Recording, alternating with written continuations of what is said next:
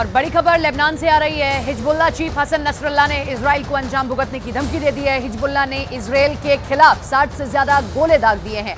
Hamas के deputy chief अरूरी के मारे जाने के बाद नसरल्लाह ने इजराइल से बदला लेने की प्रतिज्ञा ली है।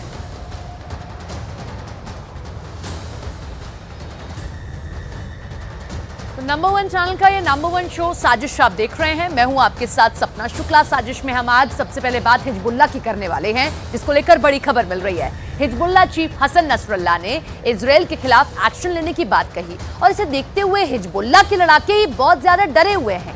इन लोगों को डर है कि अरूरी को जिस तरह से इजराइल ने बेरूत में घुस कर मारा, कहीं नसरल्लाह का भी वही हश्र ना हो जाए।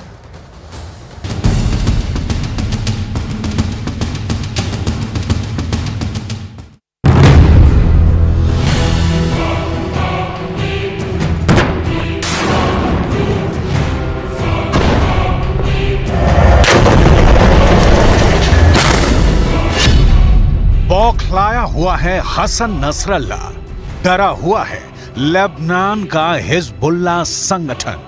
नसरल्लाह को मार डालेगा इजराइल।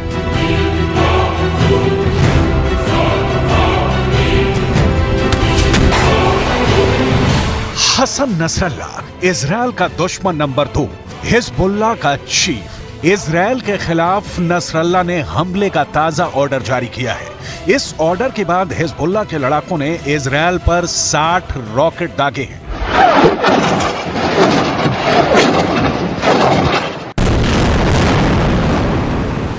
التعزية بأخينا الحبيب والعزيز القائد الكبير الشيخ صالح نائب رئيس المكتب السياسي لحركة حماس ورفاقه القادة والكوادر في القسام وفي حماس الذين استشهدوا بالأمس في عدوان إسرائيلي فاضح على الضاحية الجنوبية لبيروت.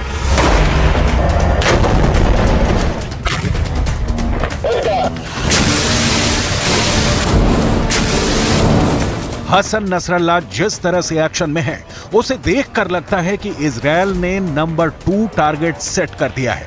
हमास का खात्मा करते करते इजराइल लेबनान में हिजबुल्लाह के लड़ाकों को चुन चुन कर मारने वाला है।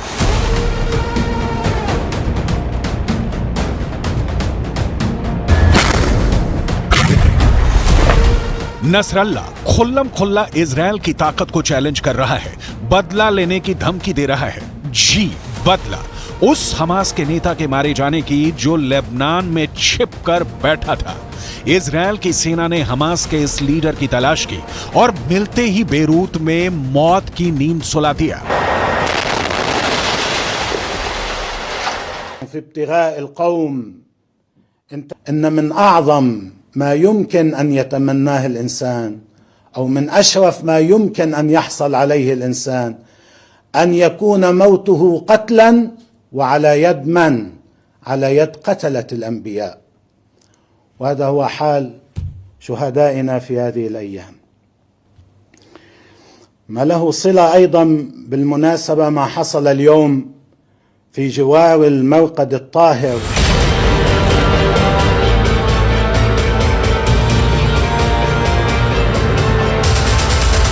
आपको आगे दिखाएंगे कि हिजबुल्लाह संगठन ने इजराइल के क्रोध से बचने के लिए कौन सी प्लानिंग की है। लेकिन उससे पहले यह जानना बहुत जरूरी है कि जब नसरल्लाह ने कहा कि इजराइल को छोड़ेंगे नहीं, तो इजराइल ने क्या प्रतिक्रिया दी है। जवाब में इजराइल ने कहा है कि हमले में हमास के उप प्रमुख की मौत लेबनान पर हमला नहीं था। हमास के नेतृत्व के खिलाफ की गई एक सर्जिकल स्ट्राइक में सालेह अल अरूरी की मौत हो गई।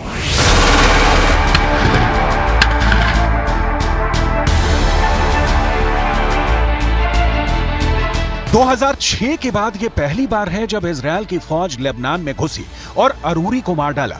हिजबुल्लाह के लिए यह बेहद शर्मनाक है कि उसके रहते हुए इजरायली सेना उसके इलाके में घुसकर उसके चहेते अरूरी को मार डाला।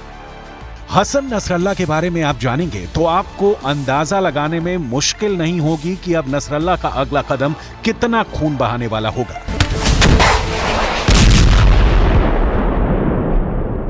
من الرجال والنساء والأطفال حيث قضى عدد كبير من الشهداء.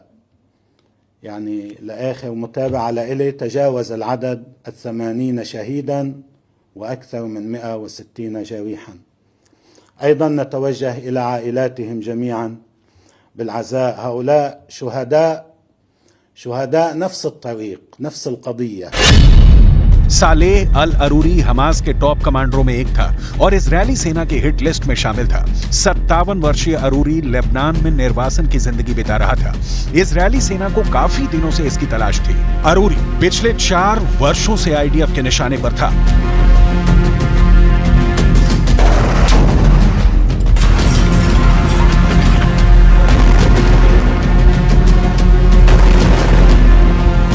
मौका मिलते ही अरूरी को इजरायली सेना ने मार डाला। कहा जा रहा है कि अरूरी इजरायल के ड्रोन हमले में मारा गया। अरूरी हमास और हिजबुल्लाह के बीच एक कड़ी था।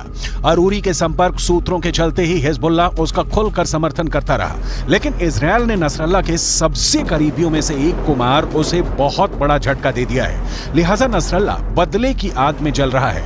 इजरायल के भय से नसरल्लाह बाहर सार्वजनिक रूप से नहीं दिखता, लेकिन उसके बारे में जो जानकारी है वो ये है कि हसन नसरल्लाह एक शिया आलिम मतलब धार्मिक विद्वान है जो लेबनान में हिजबुल्लाह ग्रुप के प्रमुख हैं। इस प्रमुख को इस समय लेबनान के सबसे अहम राजनीतिक दलों में गिना जाता है, जिसकी अपनी सशस्त्र विंग भी है।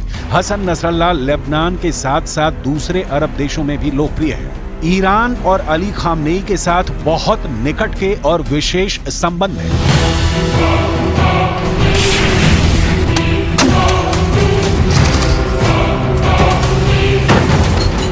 हिजबुल्लाह को अमेरिका की ओर से आतंकवादी संगठनों की सूची में शामिल किया गया है। हिजबुल्लाह का मकसद इजरायल की बर्बादी है। इजरायल भी हिजबुल्लाह को हमास से ज्यादा शक्तिशाली दुश्मन मानता है। यह भी क्लियर है कि बिना हिजबुल्लाह के सफाए के या किसी शांति समझौते के इजरायल चैन से नहीं जी पाएगा, क्योंकि हिजबुल्लाह इजरायल के खिलाफ हमले करने से बाज नहीं आएगा। हिजबुल्लाह के पास हथियारों का बहुत बड़ा भंडार है, जिसमें ऐसी मिसाइलें शामिल हैं जो इजरायली इलाकों में दूर तक हमला कर सकती हैं। इसके पास हजारों प्रशिक्षित लड़ाके हैं।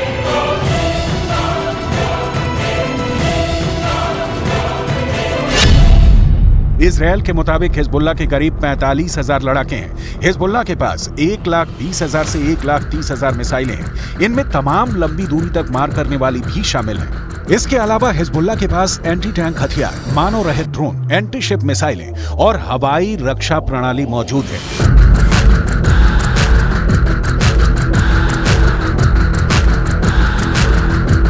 जाहिर है इजरायल को गाजा से भी ज्यादा मुश्किल आएगी अगर हिजबुल्लाह के खिलाफ युद्ध का ऐलान किया तो। लेकिन मुश्किल है कि हिजबुल्लाह को रोकने के अलावा इजरायल के पास दूसरा कोई विकल्प नहीं है। यही वजह है कि इजरायली प्रधानमंत्री बेंजामिन नेतन्याहू ने कह रखा है कि अगर हिजबुल्लाह इस विवाद में दूसरा मोर्चा खोलता है तो उसको अकल्पनीय जवाब दिया जाएगा।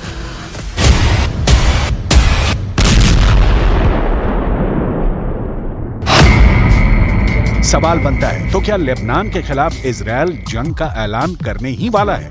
अगर ऐसा होता है तो फिर ईरान आएगा, वही ईरान जिसने हमास को मुश्किल के वक्त छोड़ दिया। ईरान इजरायल के हमले के वक्त हिजबुल्लाह के साथ खड़ा होगा।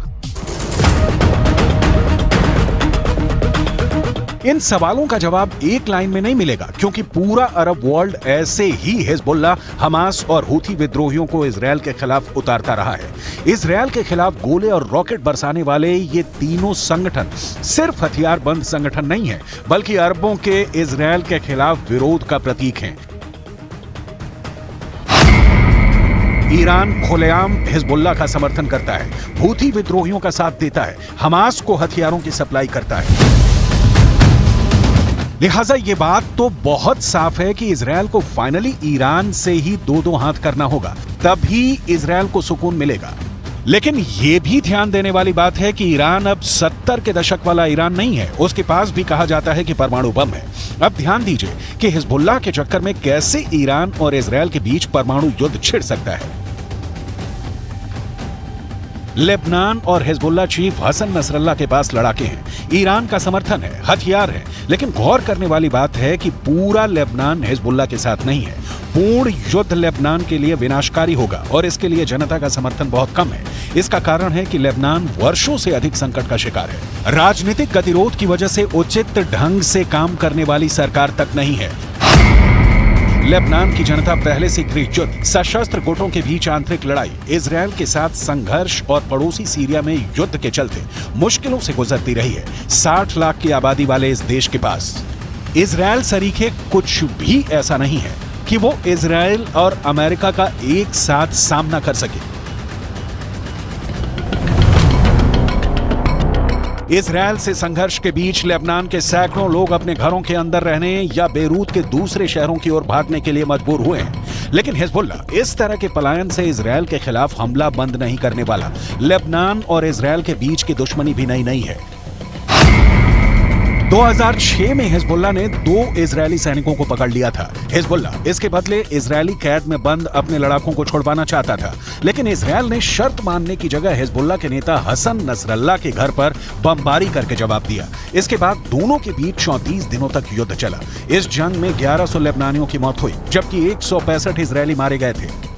7 अक्टूबर 2023 के हमले से पहले इजरायल लेबनान बॉर्डर करीब करीब शांत ही रहा।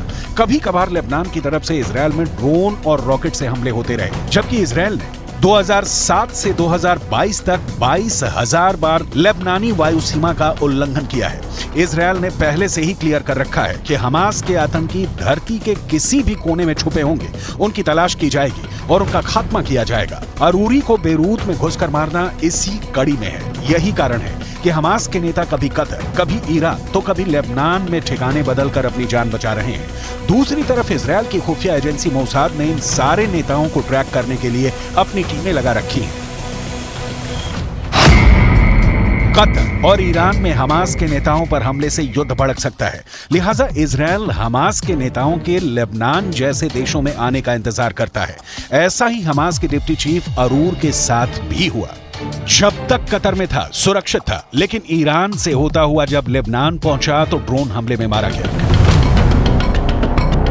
इजरायल का मैसेज लाउड एंड क्लियर है, कतर और ईरान से अभी उलझना नहीं, हिजबुल्लाह, हमास और हूथी को छोड़ना नहीं।